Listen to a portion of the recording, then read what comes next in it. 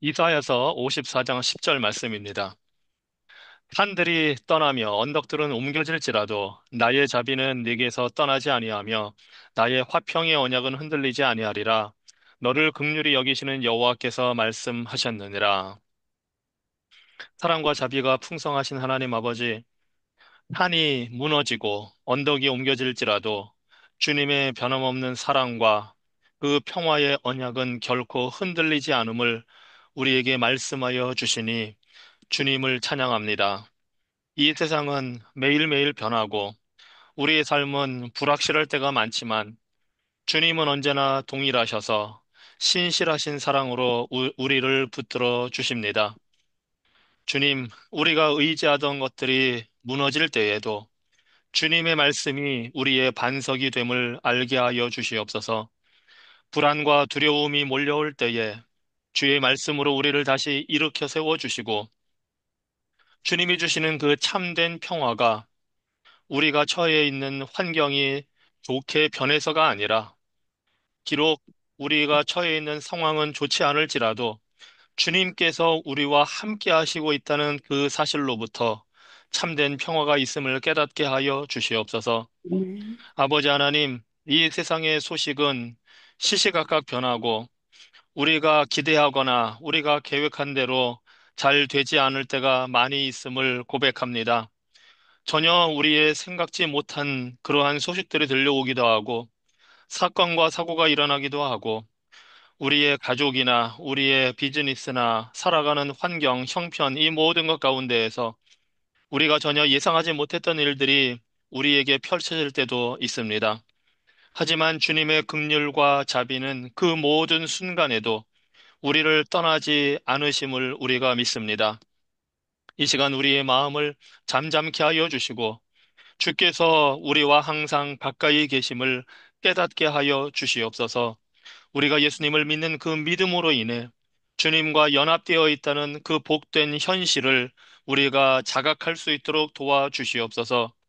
주님, 주의 언약은 우리의 신실함에 달려 있는 것이 아니라 주의 신실하심 때문에 반드시 이루어진다는 사실을 우리가 깨닫고 주의 도움을 구합니다.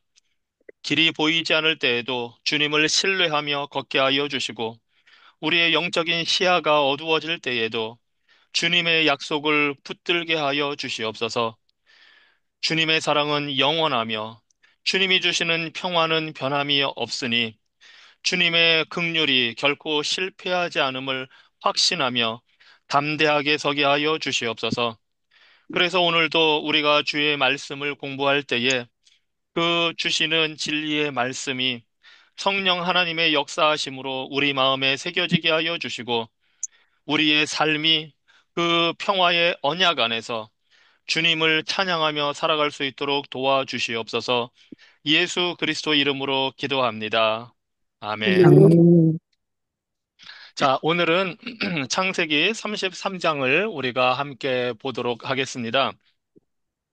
창세기 33장, 읽으면서 제가 할 텐데요. 먼저, 전체적인 개요와 이런 걸 한번 보고 하도록 하겠습니다. 창세기 33장은 야곱과 에서 두 형제 사이의 화해를 다루고 있는 장입니다.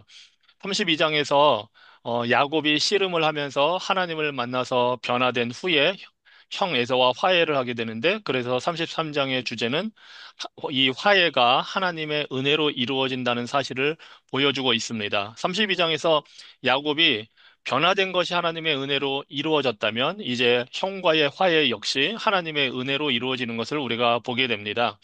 그래서 전체 20절에 그렇게 길지 않은 내용인데 1절로 11절에서는 두 형제가 만나서 화해하는 모습을 보여주고 12절에서 17절은 이제 에서와 야곱이 헤어져서 각기 제 갈 길로 가는 모습을 보여주고 18절로 20절에서는 야곱이 이제 고향으로 돌아가 정착하게 되는 그러한 내용을 다루고 있습니다. 그래서 이제 우리가 읽어보면서 이 내용들을 좀 더 자세하게 살펴볼 텐데요. 제가 몇 가지 교훈을 우리가 신학적으로 얻을 만한 우리의 영적인 교훈이 세 가지로 제가 이제 생각을 해서 써봤는데요. 첫째는 칭의와 성화입니다.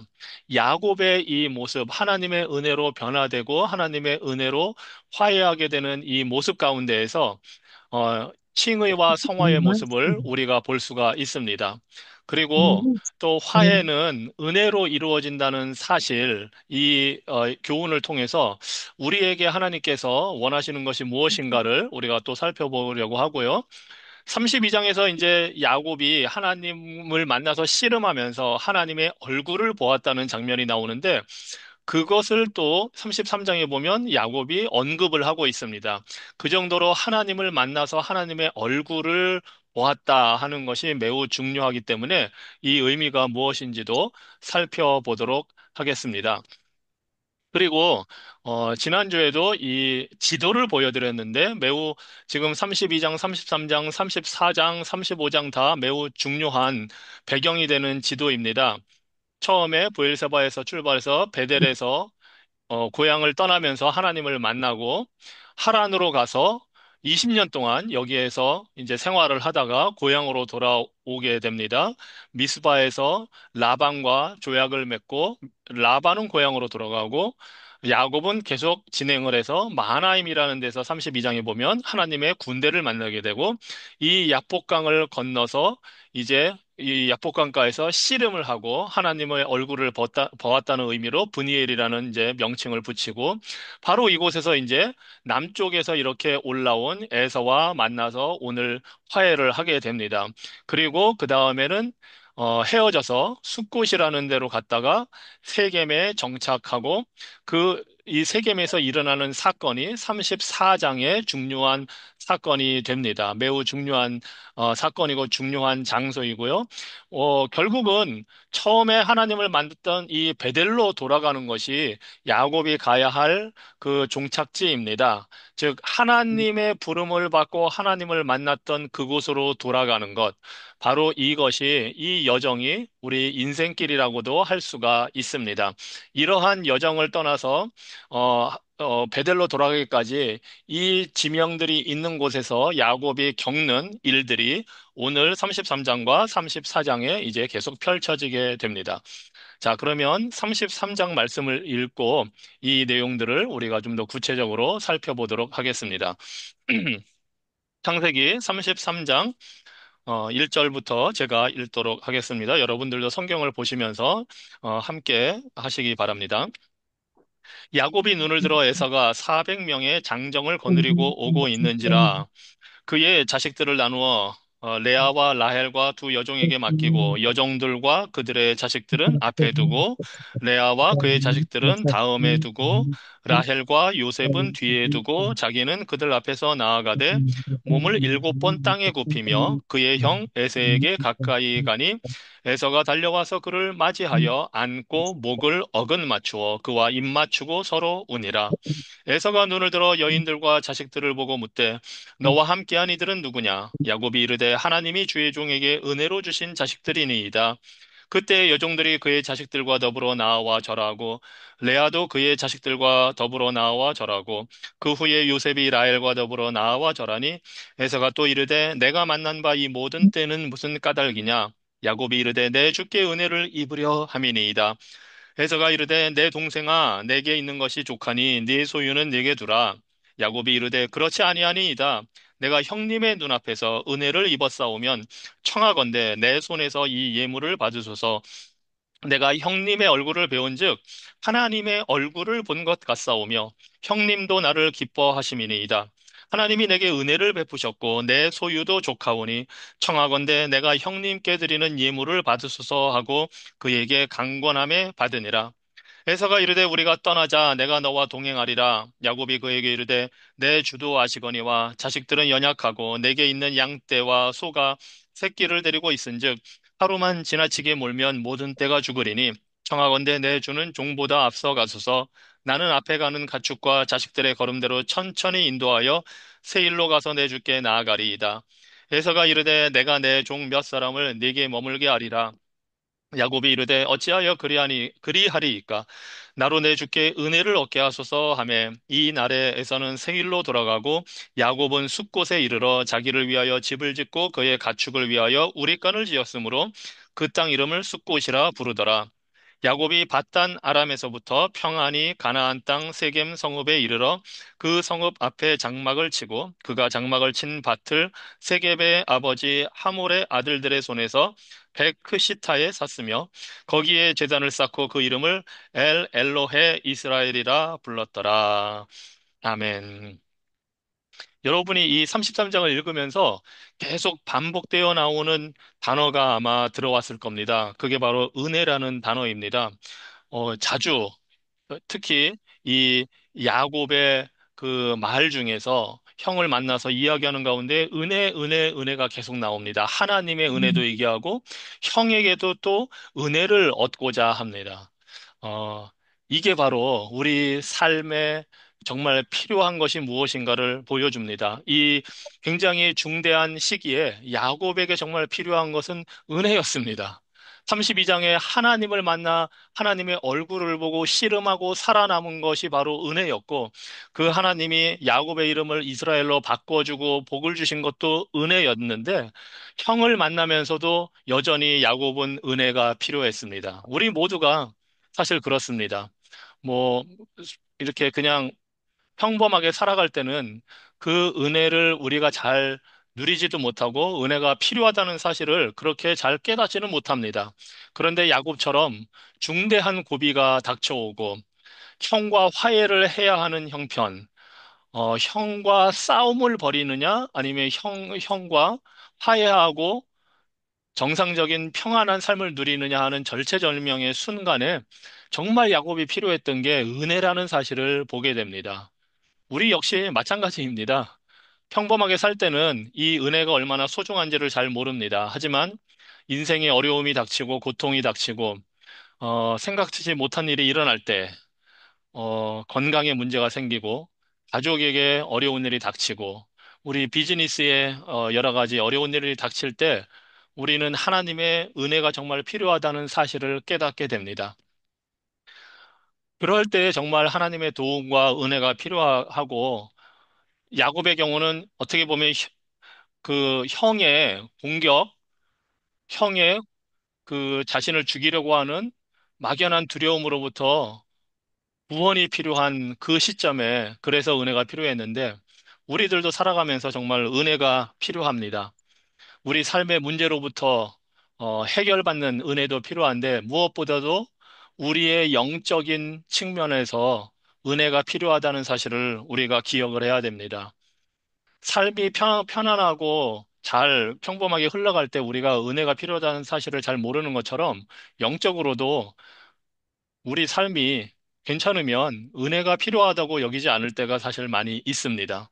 그런데 우리에게 정말 필요한 것은 우리가 알지 못하는 사이에도 우리를 보호하고 계시는 하나님의 은혜일 뿐만 아니라 영적으로 우리가 나약해지지 않고 영적으로 성숙하지 못하는 그러한 상황에서 죄와 싸우고 죄와 씨름하고 죄의 유혹, 내 안에 있는 죄의 유혹을 이길 때 우리는 은혜가 필요하고 외부에서 닥쳐오는 이러한 어려움, 그러한 것을 통해서 우리에게 시험이 닥쳐올 때 그것을 우리가 어떻게 반응하냐 하는 순간에도 우리에게 은혜가 필요합니다.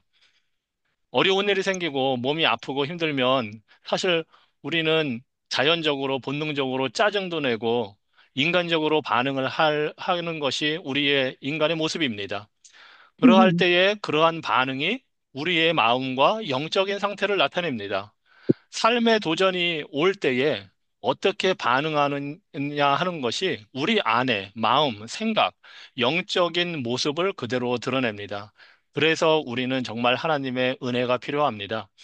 그렇게 반응할 때에 우리가 영적으로 성숙한 사람으로서 인내하며 성령의 열매를 맺는 것인지 아니면 세상적인 사람들과 똑같이 아니면 때로는 그보다 못하게 우리가 이 야곱의 삶에서 보듯이 그런 인간적인 반응을 보이는지 이것이 이러한 것이 나타나는 때에 우리는 정말 하나님의 은혜가 필요합니다. 이 사실을 우리가 염두에 두면서 그래서 제가 주제가 화해도 하나님의 은혜로 이루어져야 한다 한 것입니다. 우리의 삶의 모든 부분이 하나님의 은혜로 이루어집니다. 이 사실을 우리가 깨닫고 그 하나님의 은혜를 신뢰하고 구하고 믿는 것, 이것이 우리의 영적으로, 육적으로 이 땅에서 하나님의 백성으로서 살아갈 때 정말 필요한 일입니다.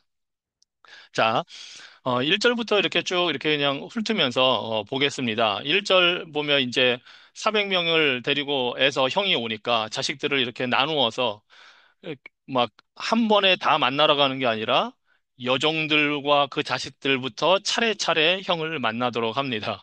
약간 이 야곱의 뭐라 그래야 되나?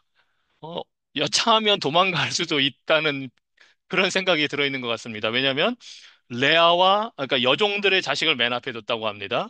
비라와 실바, 그리고 그 다음에 레아와 자식들, 그리고 자기가 제일 사랑하는 어쩌면 유일한 사랑의 세상인 라헬과 그 라헬이 낳은 요셉은 딱 자기 옆에 두고 형을 만나러 갑니다. 조금 가족들이 이렇게 야곱이 보낸 걸 알면 나중에 지금은 자녀들이 좀 어리거든요. 그래도 나중에 이런 사실을 알면 아버지한테 실망할 가능성이 크고 아마도 그래서 이 야곱의 이 편애, 라헬과 요셉에 대한 편애가 이런 데서부터 나타났기 때문에 나중에 결국 형들이 다 이 요셉을 싫어하고 미워하고 팔아넘기게 되는 그런 결과를 가져오게 되는 것이 아마 이런 데서부터 나타납니다. 어쨌든, 야곱은 자신의 그 계획을 이렇게 철저하게 짜서 형을 만나러 갑니다. 그리고 이제 형을 만나서는 막 7번이나 땅에 굽혀서 절하면서 전적으로 형 앞에 바짝 엎드립니다. 그런데 놀랍게 이 에서는 그냥 그런 야곱을 보고 막 사절에 보니까 달려와서 맞아 안고 목을 어금맞추며 말하자면 목을 끌어안고 입 맞추고 울었다고 합니다. 정말 아름다운 화해의 장면입니다. 아마 야곱은 이걸 기대를 못했을 겁니다. 그런데 형 에서는 어찌된 일인지 야곱을 향해서 전혀 적대감이 없이 와서 야곱과 화해를 합니다. 이것이 하나님의 놀라운 은혜입니다. 이때까지도 야곱은 정말 조마조마하게 형이 어떤 반응을 보일지 몰랐을 텐데, 그래서 이런 작전도 짜고 막 나름대로 살아남기 위해서 계획을 세웠는데, 에서는 와서 야곱과 울면서 용서의 모습을 보여줍니다. 그리고 나서 이제 이 야곱의 그 가족들을 맞이합니다.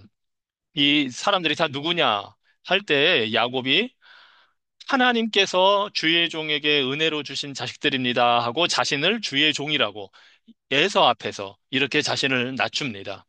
원래 하나님의 축복은 야곱이 에서 형을 말하자면 누르고 다스리는 위치에 올라가고 형이 섬기는 위치가 될 것이라고 했는데 이 순간에 야곱은 형을 만나면서 자신을 에서의 종으로 이렇게 자신을 낮추면서 겸손하게 은혜를 구하고 있습니다. 그러면서 또 이 자식들은 하나님이 은혜로 주셨다 하고 고백을 합니다.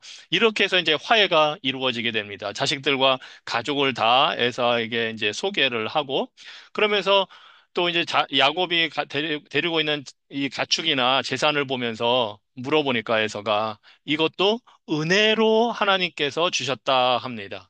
참 이 순간만큼은 분이엘에서 하나님을 만나고 나서 야곱이 정말 모든 것이 하나님의 은혜라는 사실을 깨달은 겁니다. 그 분이엘에서 하나님을 만난 그 순간, 그 체험, 그것이 야곱의 영적인 이해도를 말하자면 높여주었습니다. 그래서 내가 여태까지 쌓아 올린 이 모든 것이 하나님의 은혜라는 사실을 이렇게 고백을 합니다. 그러면서 이제 형에게 선물을 이렇게 막 줍니다. 이미 계획을 했던 대로 550마리 이상의 그 모든 가축대를 막 주면서 하니까 그러면서 내가 형 앞에서 은혜를 입었다면 이 예물을 받아주소서 하고 이야기를 합니다. 하나님의 은혜를 받은 이 야곱은 이제 형의 은혜를 받기를 원하고 있습니다. 자신이 형과 화해하는 이것을 완전히 형으로부터 인정받고 싶어 합니다. 그러면서 형님의 얼굴을 본 것이 하나님의 얼굴을 본 것 같으며 이렇게 고백을 합니다. 하나님의 얼굴을 보고 살아났으니 이제 형의 얼굴을 보고서 내가 살아났습니다 하는 고백입니다. 그러면서 형이 나를 기뻐하시면 내가 이렇게 형과 만난 것을 좋게 생각하신다면 내가 드리는 선물을 받아달라고 고백을 합니다. 정말 아름다운 화해의 모습이고 야곱이 이때처럼 정말 믿음으로 그 하나님의 은혜를 철저하게 고백하는 모습은 정말 야곱의 신앙이 성숙했다는 것을 보여줍니다. 자, 이것이 이제 형과 만나서 화해한 11절까지의 모습입니다. 그리고 이제 12절부터는 이제 헤어져서 각자의 길을 떠납니다. 원래 에서는 세일이라는 그 남쪽 지방에서 살다가 위로 올라왔는데 그곳으로 같이 가자고 권유를 합니다. 그러면서 야곱을 데리고 가려고 합니다. 그런데 야곱이 사실은 이제 같이 갈 수는 없기 때문에 핑계를 댑니다. 가축도 있고 가족도 있어서 같이 가기가 힘들고 먼저 가시면 나중에 따라가겠습니다 하고 돌려서 이제 그렇게 얘기를 합니다. 그러면서 다시 한번 15절에 자신이 그렇게 거절하는 이유를 대면서 내 주께 은혜를 얻게 하소서 형한테 에서한테 주라고 부르면서 은혜를 달라고 합니다. 계속해서 은혜가 이 야곱의 이 대화의 핵심이라는 것을 보여줍니다.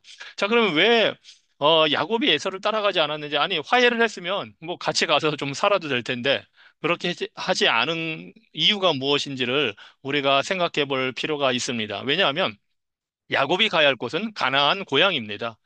그것이 20년 전에 하나님께서 야곱을 떠나 보낼 때, 야곱이 고향을 떠날 때 하셨던 말씀입니다. 돌아오게 하겠다, 너를. 그리고 너를 지켜주고 너한테 필요한 것을 내가 다 허락해 주겠다. 그리고 너를 반드시 돌아오게 하겠다. 이것이 하나님의 계획이고 약속이었습니다. 그런데 에서가 사는 곳은 그 약속의 가나안 땅이 아니었습니다. 그래서 야곱이 갈 수가 없었습니다. 그리고 또 하나는 사실은 야곱은 하나님께 선택을 받은 사람, 민족을 이룰 사람이었고, 에서는 그렇지 못했습니다.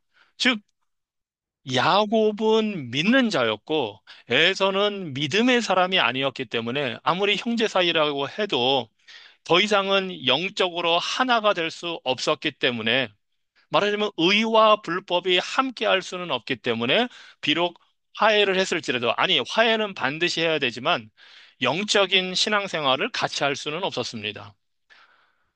우리도 믿지 않는 사람들과 좋게 지내고 좋은 관계를 유지하고 문제가 있으면 화해를 해야 되지만 믿는 사람으로서 믿지 않는 사람들의 생활 방식을 따라 그들이 행하는 삶을 똑같이 따라 살 수는 없는 겁니다. 그래서 야곱이 형을 따라가지 않고 고향으로 돌아가는 길을 택합니다.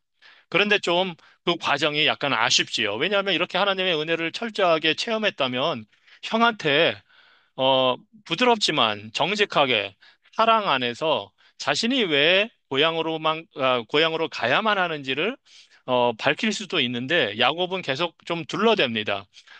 이게 아마 야곱의 성격일 수도 있고 여기가 이제 동양인권이니까 우리나라도 그렇지 않습니까? 돌려 말하는 거. 예, 직접 말 못하는 경우에 대부분 이렇게 다른 핑계를 대서 돌려 말하고 적당히 그거를 그래서 그렇구나 하고 알아듣는 그 문화가 사실 이 동양권의 문화이기 때문에 이 중동에서도 직접 대놓고 이러이러해서 가지 않습니다. 나는 못 갑니다. 말을 못했을 수도 있습니다. 그런데 이제 그게 이제 문화이고 성격이고 다 하지만, 우리가 하나님 나라의 백성으로 살 때에는 하나님의 방법, 성경적인 원리와 가르침을 따라 우리가 행하는 것이 필요하고 더 중요합니다. 즉, 우리가 사는 문화를 따라서, 물론 이렇게 돌려 말하는 것도 하나의 방법이지만, 만약에 필요하다면 진실을 있는 그대로 말하고, 친절하게 말하고 그 결과가 어떻게 되든지 그걸 하나님께 맡기고 우리가 살아가는 것도 우리에게 필요한 삶입니다. 이런 면에서 보면 야곱이 하나님의 은혜를 체험하고 그 은혜로 화해를 했다고 해도 여전히 인간적인 죄악된 모습이 남아있다는 사실을 우리가 볼 수 있습니다.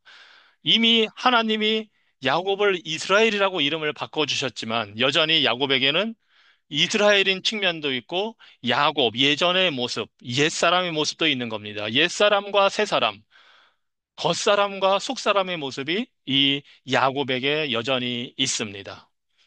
이것이 또 우리의 모습이기도 합니다. 우리도 예수님을 믿기 전에 그 옛사람의 모습이 예수님을 믿고 나서 새 사람이 되었지만 여전히 들어 있습니다. 야곱은 지금까지의 이 삶을 보면 주로 두려움 때문에 거짓말을 많이 한 것을 볼 수가 있습니다. 자신이 원하는 것을 이루기 위해 속이기도 했고, 그런데 특별히 형 에서를 만날 때는 두려워했다고 두려움이 이 야곱을 사로잡고 있었기 때문에 두려움 때문에 거짓말을 합니다. 대부분 우리가 진실을 말하지 못할 때 보면 정말 그 진실을 말함으로써 어떤 결과가 닥칠지 모르는 불안감, 두려움, 그렇게 반복하다 보면 하나의 습성이 되기도 하고, 그게 좀 자연스러워지고 돌려 말하는 것이 다 괜찮아지고 그러다 보면 우리의 행위가 제2의 천성처럼 될 수가 있습니다. 습관이 쌓이면 성품이 되기도 합니다. 그리고 또 우리가 진실을 제대로 말하지 못하는 것은 우리의 불신앙 때문일 수도 있습니다. 성경에서 그러면 그렇다, 예스면 예스라 하고 아니면 아니라 하라 하나님께서 하셨습니다. 그것이 성경의 말씀입니다. 그런데도 우리가 선뜻 예, 아니오를 못하고 중간에 입장을 취하거나 말을 빙빙 돌리거나 때로는 거짓말을 하거나 한다면 우리도 한번 왜 우리가 그러나 생각을 해볼 필요가 있습니다. 특별히 성도들, 하나님의 가족된 교회 안에서 우리가 서로에게 진실되지 못하다면 우리 가족에게, 형제 자매에게 진실되지 못하는 부분이 있다면 우리가 왜 그럴까 생각해 볼 필요가 있습니다. 물론 있는 그대로 그 순간 다 말해줘서 유익하지 않을 때도 있습니다. 그래서 우리는 지혜와 분별력이 필요합니다. 하지만 진실을 말해야 할 때 진실을 밝히지 못한다면 우리는 무엇을 두려워하기 때문인지, 우리가 우리에게 어떤 잘못된 습관이 있기 때문은 아닌지, 우리가 진리를 말씀하시는 진리의 하나님을 제대로 믿지 못한 건 아닌지, 우리 자신들을 돌아볼 필요가 있습니다. 여러분은 어떻습니까? 여러분은 언제 이 야곱처럼 진실을 그대로 밝히지 못할 때가 있습니까? 여러분이 두려워하는 것이 무엇입니까? 여러분에게 쌓여있는 잘못된 습관이 있다면 그것이 무엇입니까? 한번 여러분 자신을 돌아보십시오. 그래서 상대방을 배려하면서도 친절하게 사랑 안에서 진실을 말할 수 있도록 하나님께 은혜를 구하십시오. 그런 것을 위해 기도하면 하나님은 반드시 주십니다. 그것이 하나님이 기뻐하시는 일이기 때문입니다. 자, 17절부터 보면 이제 형과 헤어지고 나서 고향으로 돌아가는 야곱의 모습이 나옵니다. 그런데 아까 지도를 보셨다시피 이 숫곳이라는 곳에 먼저 자리를 잡습니다. 이 숫곳은 아직 가나안 땅은 아닙니다.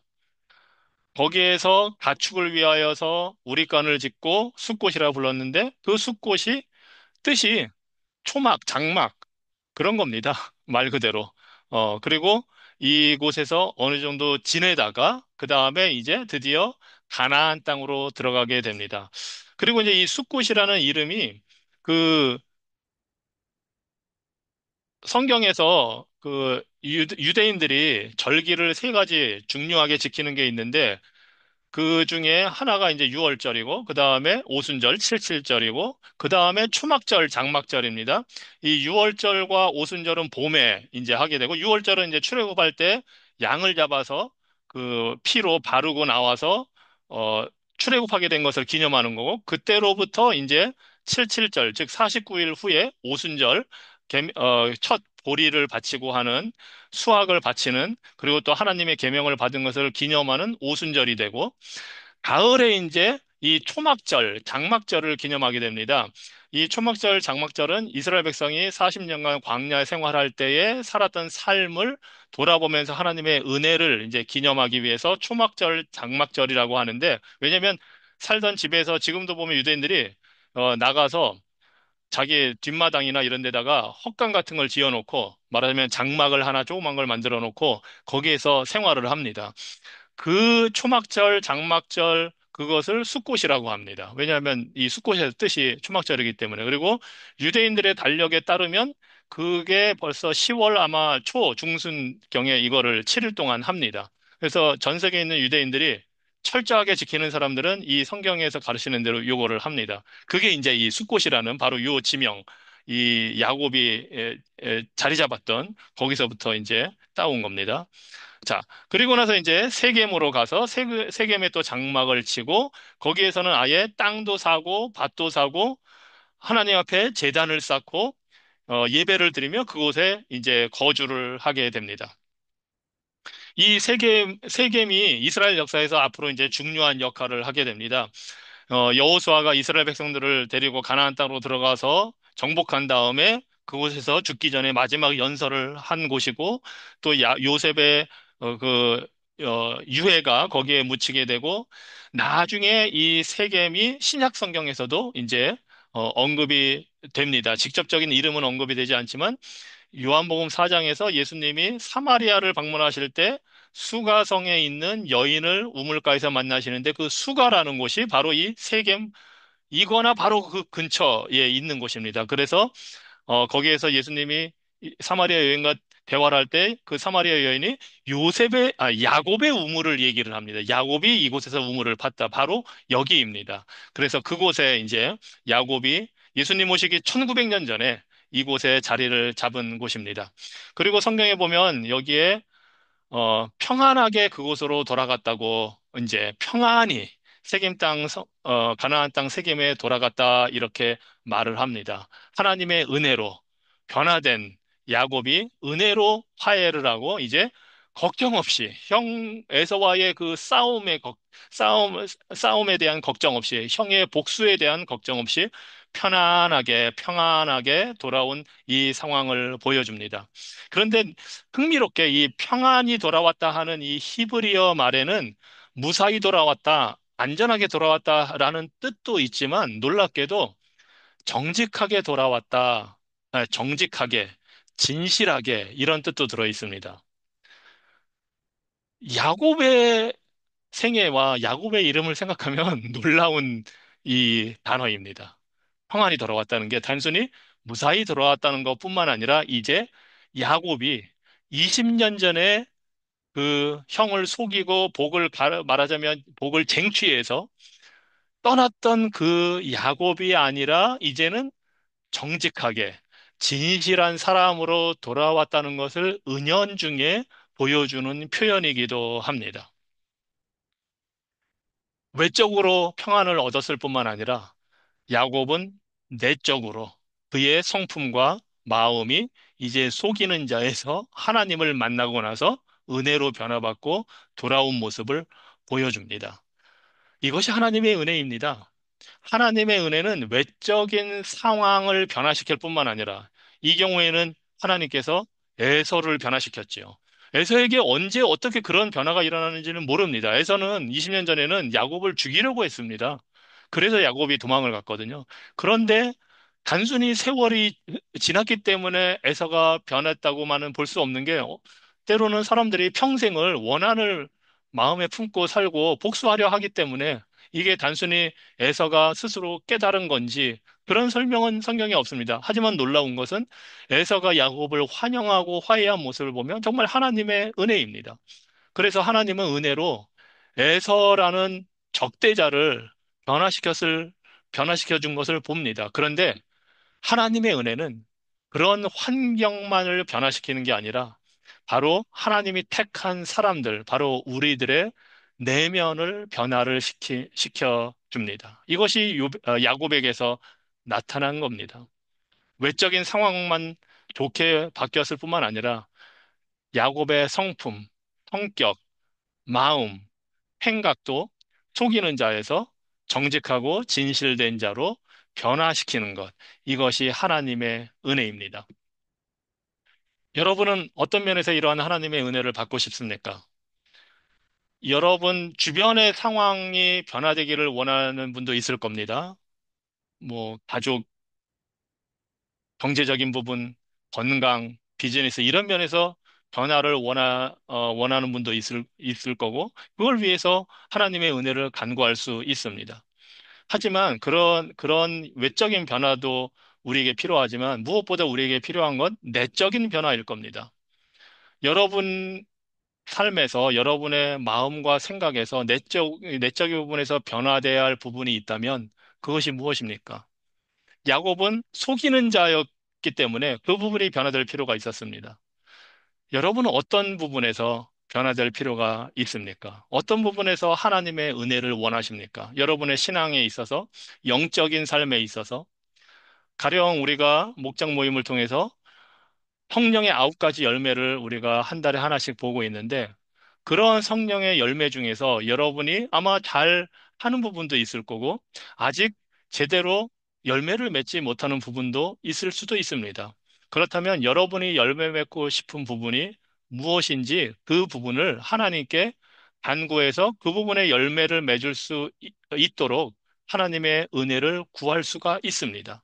이것이 우리의 기도 제목이 되어야 합니다.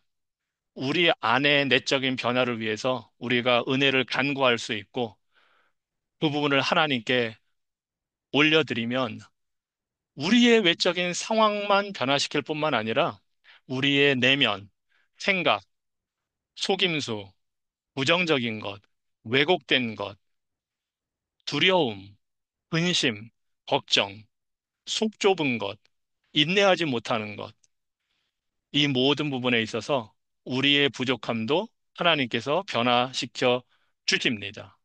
이것이 은혜의 능력이고 하나님이 원하시는 것입니다. 그러니 이런 부분을 가지고 기도를 하십시오.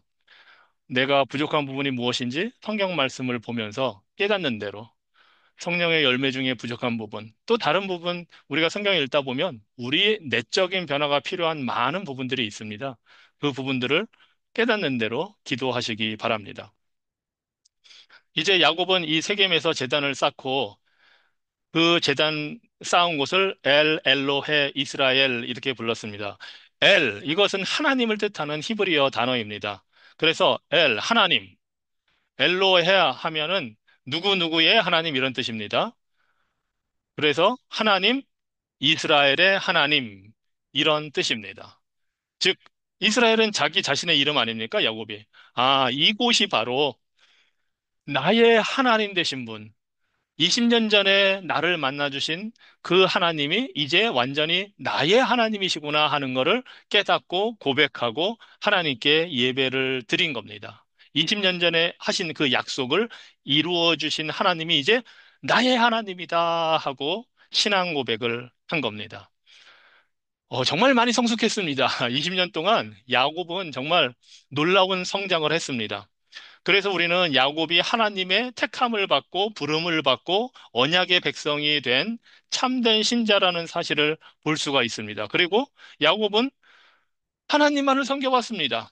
그 하나님을 알아가면서 20년 동안, 20년 이상 그 하나님을 만나고 체험하면서 하나님에 대한 지식도 많아졌습니다. 그리고 더 하나님을 알아갔습니다. 하지만 물론 연약한 모습, 죄악된 모습, 속이는 모습, 간교함, 이런 것이 계속 그 삶에 나타난 것도 우리가 볼 수 있습니다.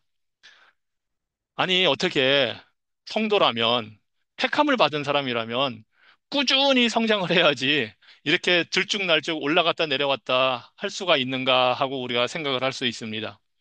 그런데 이것이 야곱의 모습만이 아니고 우리 모두의 모습이기도 합니다.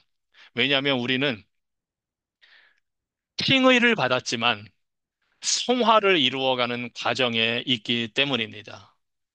그래서 야곱의 모습은 우리가 성경에서 보게 되는 특별히 신약에 나타난, 물론 아브라함 때부터 다 나타난 거지만 칭의와 성화가 함께 있는 모습을 보게 됩니다. 이 칭의라는 것은 하나님께서 예수 그리스도가 이루신 이 땅에 오셔서 살면서 공적인 사역을 하시고 십자가에서 죽으시고 부활하실 때까지 이루신 그 예수 그리스도의 사역을 근거로 해서 우리의 죄를 용서해 주시고 우리가 이루지 못한 그 율법을 예수님께서 완전히 다 이루어 주신 그 사실을 바탕으로 우리를 의롭다 하고 선언하시는 게 칭의입니다. 즉, 예수님을 통해서 우리를 의인으로 만들어 주신 것. 이것이 칭의입니다. 그리고 이 칭의는 우리가 그 예수님을 믿는 순간 일어나는 일입니다. 이거는 단 한 번 믿는 순간에 하나님께서 우리를 의롭다고 인정하고 선언해 주심으로써 이루어지는 일입니다. 칭의를 받았기 때문에 우리는 이제 하나님의 성도가 되었고 칭의를 받았기 때문에 우리는 언제 죽어도 천국에 갈 수가 있습니다. 왜냐하면 내가 무엇을 잘하고 못하고와 상관없이 예수님께서 이루신 의를 우리의 죄를 용서해 주시고 우리에게 주신 옷 입혀 주신 그 의가 있기 때문에 우리는 오늘 밤에 당장 죽어도 천국으로 들어가는 겁니다. 예수님 때문에. 예수님의 의가 우리에게 있기 때문에. 자, 그런데 성화는 그 칭의를 바탕으로 이제 천국 가는 그 날까지 변화되는 것을 말합니다. 이것은 우리 인생 처음부터 끝까지 예수님을 믿은 순간부터 죽는 그날까지 계속되는 부분입니다. 왜냐하면 우리 안에는 여전히 죄악된 성품이 남아있기 때문입니다. 그래서 계속 그 죄성과 싸우면서 그것을 이기고 변화되는 것, 이것이 바로 성화입니다. 왜냐하면 우리의 옛 사람, 우리의 옛 육신의 그 소욕, 정욕 이런 것은 성령과 계속 싸우고 하나님이 원하는 모습으로 가는 것을 방해하기 때문입니다. 그런데 놀랍게도 이 성화되는 것도 하나님의 은혜로 되는 겁니다. 칭의가 전적인 하나님의 은혜로 되었던 것처럼 성화 역시 하나님의 은혜로, 전적인 하나님의 은혜로 됩니다. 성령께서 우리를 변화될 수 있도록 역사하시고 도와주시고 우리가 기도할 때마다 하나님이 은혜로 응답해 주셔서 우리가 변화되게 하십니다. 하나님의 은혜로 의롭게 하신 분이 하나님의 은혜로 우리를 거룩하게 변화되도록 이끌어 주십니다. 우리가 할 일은 칭의에 있어서는 우리가 한 것이 하나도 없지만 성화의 과정에서는 우리가 할 일이 바로 그 하나님의 은혜를 믿고 순종하는 것입니다. 이것이 바로 성도의 성화입니다. 바로 야곱에게 그런 모습이 나타나는 겁니다. 하나님이 택한 야곱은 칭의를 받았습니다. 믿음으로. 그런데 그가 20년, 30년, 40년 살면서 때로는 잘할 때도 있고, 때로는 못할 때도 있고, 이 모든 과정을 통해서 야곱은 성화되어 가고 있습니다. 우리도 그렇습니다. 우리도 성화되어 가고 있습니다. 그래서 야곱의 모습이 우리 자신의 모습이라고 생각하고 우리가 만약에, 이 무슨 야곱을 보고 믿는 사람이 저래 수십 년 동안 변화된 게 별로 없어 한다면 그게 바로 우리 자신들에게 해야 할 이야기라는 사실을 우리가 깨달아야 됩니다. 그리고 사실 우리는 다른 사람을 두고 뭐라고 할 형편이 아닙니다. 그리고 그렇게 할 수도 없습니다. 그렇게 하는 것은 교만이고 그것은 바리새적인 율법주의입니다. 남을 향해서 뭐라고 할 게 아니라 우리 자신, 다른 사람의 부족한 모습, 야곱의 모습을 통해서 나도 은혜가 필요한 사람이구나 하는 것을 깨달아야 합니다. 나도 성화되어 가는 과정에 있구나. 내가 계속 변화받아야 되는구나 하고 깨닫는 것이 우리가 할 일입니다. 칭의도 하나님의 주권적인 역사로 이루시고 성화도 하나님의 은혜와 의지로 이루십니다. 이제 우리는 그 하나님의 은혜를 의지하고 순종하기만 하면 됩니다. 그래서 이렇게 성화될 때 가장 필요한 게 뭐냐면 야곱처럼 하나님을 만나는 겁니다. 야곱이 하나님을 만나서 브니엘에서 굉장히 큰 체험의 순간을 통해서 변화된 것처럼 우리도 하나님을 만날수록 우리가 더 변화가 됩니다. 우리는 어떻게 하나님을 만날 수 있을까요? 우리의 분이엘의 장소는 어디입니까? 바로 하나님의 말씀입니다. 왜냐하면 하나님이 성경책을 통해서 하나님이 어떤 분이시고 하나님의 얼굴이 무엇인지, 하나님이 우리에게 무엇을 원하시는지를 다 계시해 보여주셨습니다. 특별히 예수 그리스도를 통해서 하나님을 완전히 보여주셨습니다. 그래서 우리가 예수님을 볼 때에 곧 하나님을 보게 됩니다. 그리고 그 예수님을 우리가 어떻게 봅니까? 예수님은 누구이십니까? 바로 말씀이 육신이 되신 분입니다. 하나님 나라에서 말씀으로 계시다가 육신이 되어 이 땅에 오신 분이고 그 예수님에 대한 것을 기록한 것이 바로 성경입니다. 그러니 우리의 분이엘은 바로 성경책입니다. 여러분이 성경책을 들고 서 있는 그곳이 바로 하나님의 얼굴을 보는 분이엘입니다. 어디든 될 수 있습니다. 가정이 될 수도 있고, 집 밖이 될 수도 있습니다. 그곳에서 하나님을 만나기 위해서 성경책을 드십시오. 그리고 성경 말씀을 읽고 그 말씀을 통해 우리 자신을 비추어 보며 하나님께 은혜를 구하십시오. 그리고 부족한 점이 있으면 간구하십시오. 만약에 성경 말씀이 우리에게 죄를 깨닫게 한다면 회개하십시오. 그것이 예수님께서 가르쳐 주신 주기도문에 다 들어있는 내용입니다. 그리고 혼자서 영적인 싸움을 다 잘할 수가 없기 때문에 그래서 성도의 교제가 필요하고 이런 성경 공부 모임이 필요하고 성도들이 함께 만나서 솔직하게 우리 자신들을 나누며 서로를 위해 기도하는 것 이것이 매우 중요합니다. 왜냐하면 영적인 싸움은 우리가 개인적으로도 하지만 함께 해야 되기 때문입니다. 그래서 정말 성숙하게 변화되는 우리의 모습이라면 우리들이 모여서 솔직하게 말씀을 가지고 서로 나누고 그 말씀으로 우리 자신들의 기도 제목도 나누면서 내가 부족한 점이 무엇인지 고백도 하고 때로는 내가 잘못한 것이 어떤 사람에게 있다면 그 사람을 만나서도 얘기하면서 서로 용서를 구하고 하는 이러한 관계와 모습이 바로 하나님께서 생각하시고 계획하신 성도의 모임의 모습이고 교회의 모습입니다.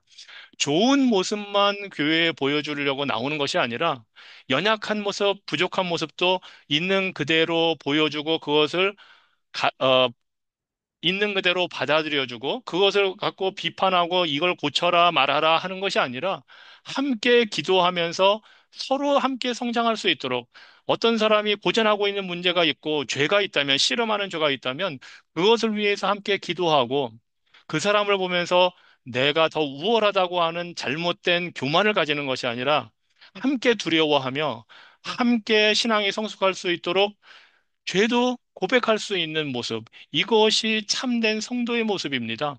이러한 모습을 이상해서 사는 것이 성화의 과정입니다.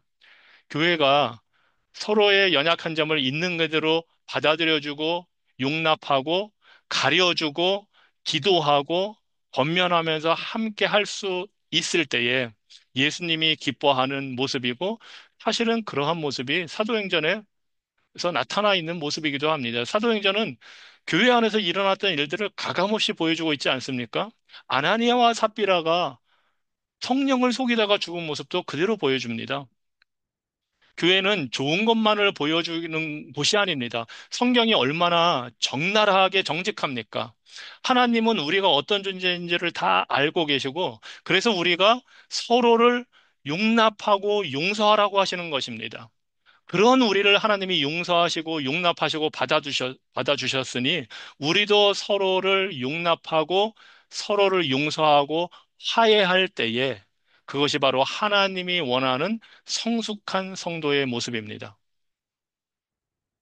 그리고 그런 문화를 만들기 위해서, 그런 삶을 만들기 위해서는 성도끼리 나눈 그 교제 안에서 나눈 대화를 밖에 나가서 이야기해서는 안 됩니다. 밖에 나가서 다른 사람에게 그 나눴던 대화로 뒤에서 말을 하는 일이 있으면 안 됩니다. 비밀이라고 서로 얘기를 했는데 그 말이 다 퍼져나간다면 그것은 신실한 성도가 할 일들이 아닙니다. 안타깝게도 한국 교회 안에 이런 모습이 너무 많이 있습니다. 믿지 못하게 되는 겁니다. 신뢰할 수가 없게 되는 겁니다. 아니, 예수님을 믿는 믿음, 예수님을 신뢰하는 것이 가장 중요한데, 그리고 예수님을 신뢰하고 하나님을 신뢰하기 때문에 성도들 사이에 신뢰의 관계, 서로를 믿는 관계가 되어야 되는데 그렇게 할 수 없게 됐다는 사실은 한국 교회의 모습이 건강하지 못하다는 모습을 보여주는 겁니다. 정말로 안타깝습니다. 언제까지 우리가 하나님의 백성들이 성화되어 가는 사람들의 모습이 그래야 하겠습니까? 깊이 좀 생각을 해 보시기 바랍니다. 저는 지금 얘기한 거는 이 전반적인 상황을 보고 제가 안타까워서 얘기를 한 겁니다.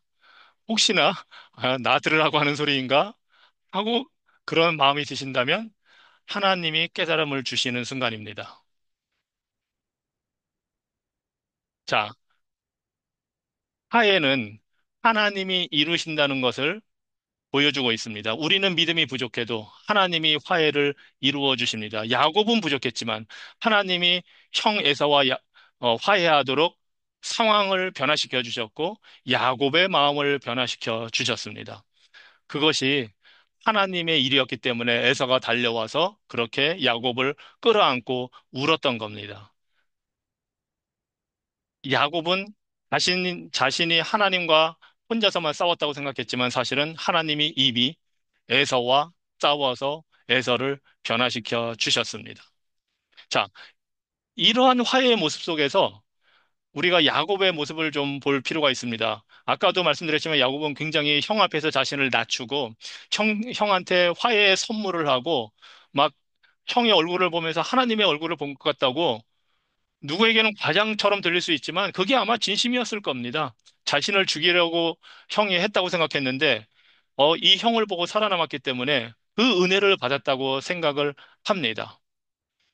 이러한 모습이 우리에게도 필요합니다. 사실 하나님의 얼굴을 하나님이 먼저 야곱에게 보여주신 것은 하나님이 야곱을 용납하고 야곱의 죄를 용서해 주시고 하나님 앞에서 화해가 이루어졌다는 것을 보여주심으로써 형 에서와 화해할 수 있도록 하나님이 그렇게 하신 것입니다. 그리고 하나님은 오늘날 우리에게도 화목하라 하십니다. 왜냐하면 하나님께서 그리스도를 통해서 우리와 먼저 화목하셨기 때문에 우리도 그렇게 하나님과 화목하게 된 것처럼 이제는 다른 사람들과 화해하고 화목하라고 합니다. 고린도후서 5장 17절에 우리가 잘 아는 말씀 있지 않습니까? 그런즉 누구든지 그리스도 안에 있으면 새로운 피조물이라 이전 것은 지나갔으니 보라 새 것이 되었도다 하시면서 18절에 모든 것이 하나님께로서 났으며 그가 그리스도로 말미암아 우리를 자기와 화목하게 하셨다 합니다. 우리가 새로운 피조물이 된 것은 하나님이 예수님을 통해서 우리와 화목하게 하셨기 때문입니다. 그리고 또 우리에게 화목하게 하는 직분을 주셨다 합니다. 이것이 하나님이 원하는 겁니다. 우리가 화목하는 것, 사람들과 화목하는 것. 하나님과 화해되었으니 사람들과 화해를 해야 합니다. 그래서 예수님이 마태복음 5장에 보면 예배를 드리러 가다가 형제와 뭔가 문제가 있으면 먼저 화목하고 와서 예물 드려라 합니다. 왜냐하면 다른 사람들과 관계가 막혀 있으면 하나님과의 관계도 막히게 되기 때문입니다. 다른 사람과 관계가 다 막혀 있는데 나는 하나님과 관계가 좋게 유지할 수 있다? 할 수가 없습니다. 다른 사람과의 관계는 하나님과의 관계를 나타나게 돼 있습니다. 그래서 예수님이 먼저 화해하라 하시는 겁니다. 그래서 우리도 화해가 필요할 때는 화해해야 합니다. 야곱처럼 하나님 앞에서 기도하고 만나서 화해를 해야 됩니다. 야곱의 입장이라면 내가 잘못한 것이 있다면 야곱처럼 가서 단지 미안하다 말하는 게 아니라 솔직하게 고백하고 있는 그대로 고백하고 그리고 보상을 하고 가능하면 그게 꼭 물질적인 거 뭐 이런 거 아니라 할지라도 자신이 고백했다는 모습을 그대로 보여줘야 합니다. 자신을 겸손하게 낮추고 막 핑계를 대고 내가 그때 그래서 당신이 내가 이렇게 했기 때문에 내가 이렇게 했지만 화해를 구한다 그런 게 아니고 야곱은 그런 얘기 하나도 안 했거든요. 뭐 엄마 때문에 내가 형을 속였어요. 그런 말도 안 했습니다. 예전에 있던 일이 무엇이든 간에 핑계대지 않고 그냥 있는 모습 그대로 가서 화해를 요청했습니다. 이것이 야곱이 한 일입니다. 반면에 에서는 어떻게 했습니까? 야곱을 향해서 네가 예전에 왜 이랬니? 뭐 이런 거 하나도 없습니다. 그냥 와서 껴안았습니다. 이게 진정한 용서의 모습이고 화해의 모습입니다. 여러분에게 누군가 잘못한 사람이 와서 용서를 구한다면 어떻게 화해하시겠습니까? 있는 걸 다 들춰내서 얘기한 다음에 너 이거 인정하니? 네가 이렇게 했던 거 기억하니? 그게 아니라 에서처럼. 아니, 심지어 에서는 택함받지 못한 사람인데도 하나님께서 만지시니 와서 그냥 용서하고 화해를 하지 않습니까? 과거의 상처보다 현재의 관계의 회복을 더 중요시하기 때문입니다.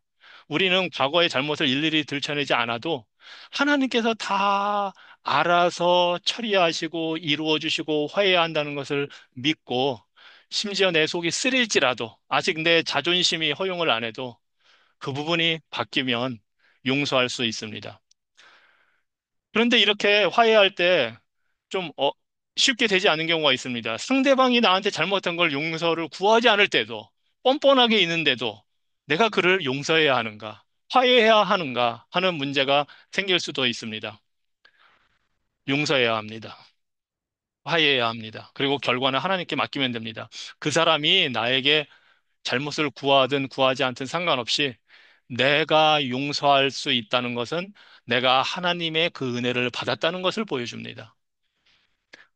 얼마 전에 찰리 커크가 암살을 당했습니다. 그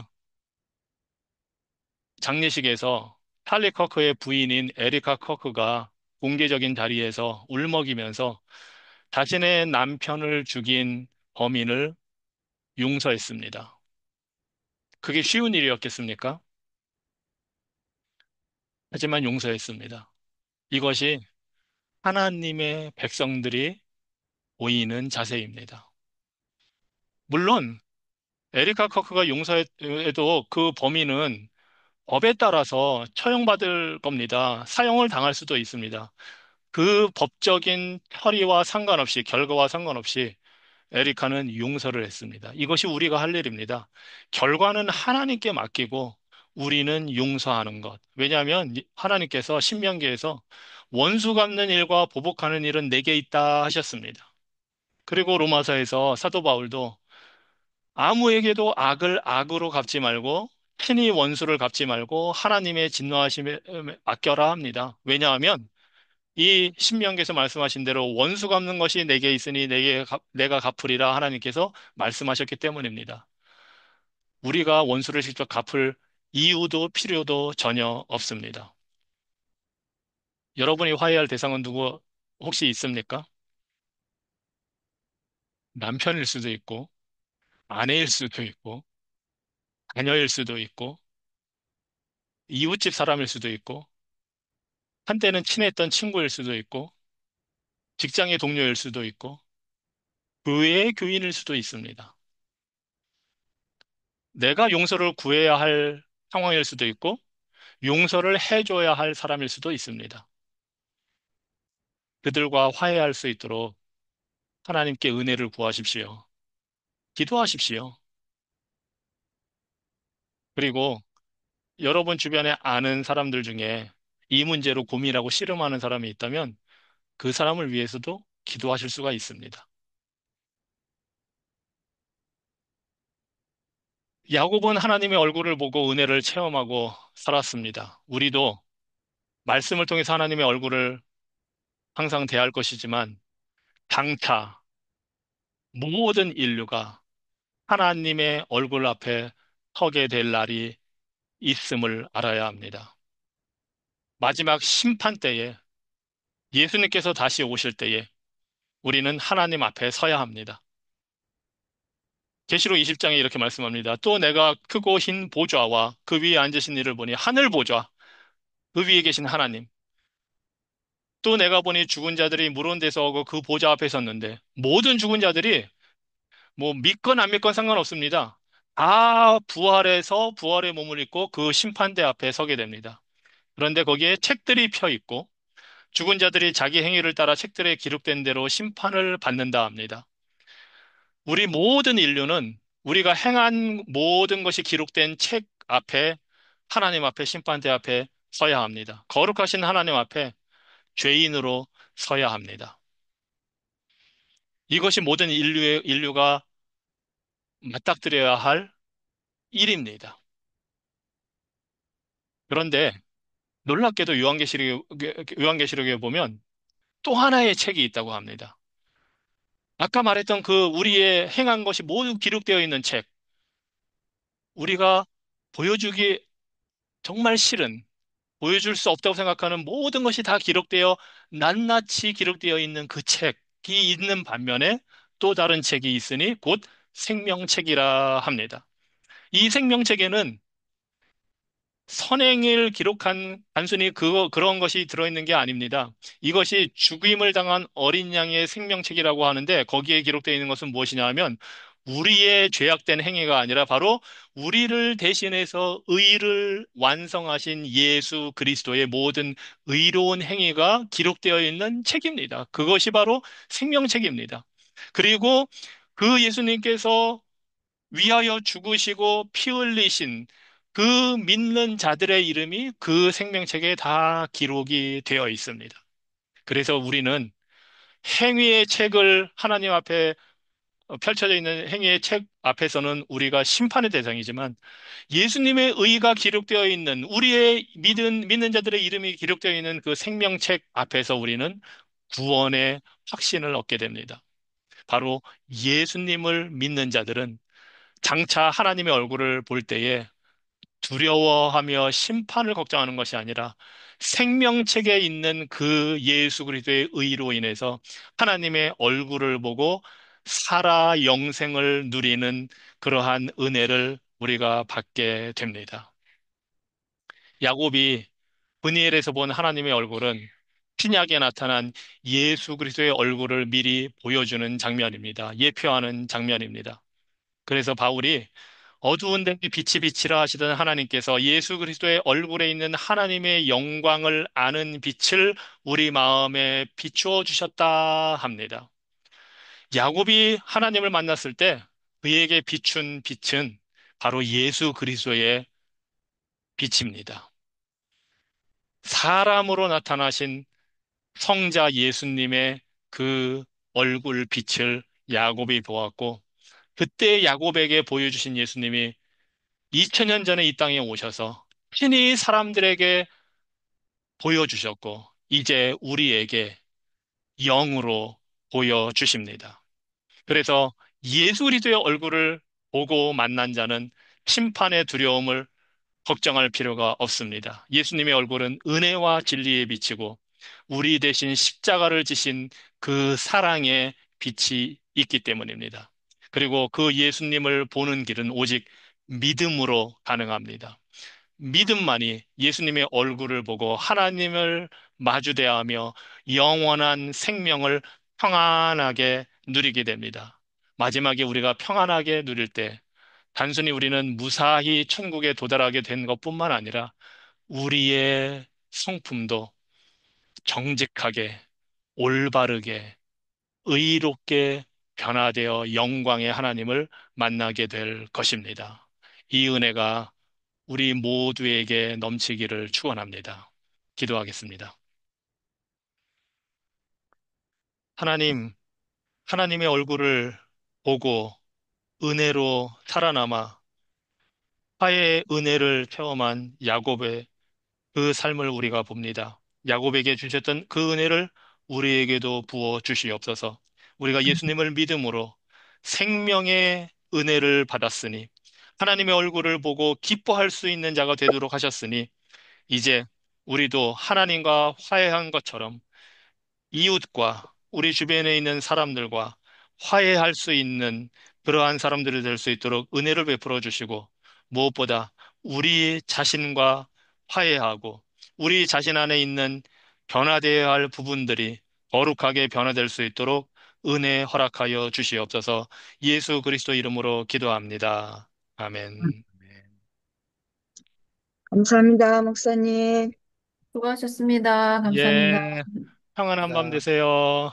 네, 안녕 주무세요. 예, 안녕히 감사합니다. 계세요.